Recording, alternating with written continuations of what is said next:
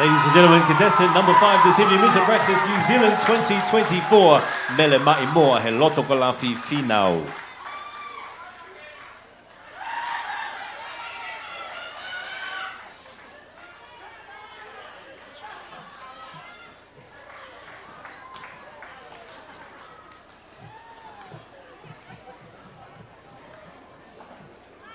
Taha, kata roki tokono misonga Hawaii hoko mai Gracelyn Kelly. Mr. Breakfast New Zealand, Wafima Wafa, Mele Maimoa, he loto kalafi finau, contestant fika ni Foto aika.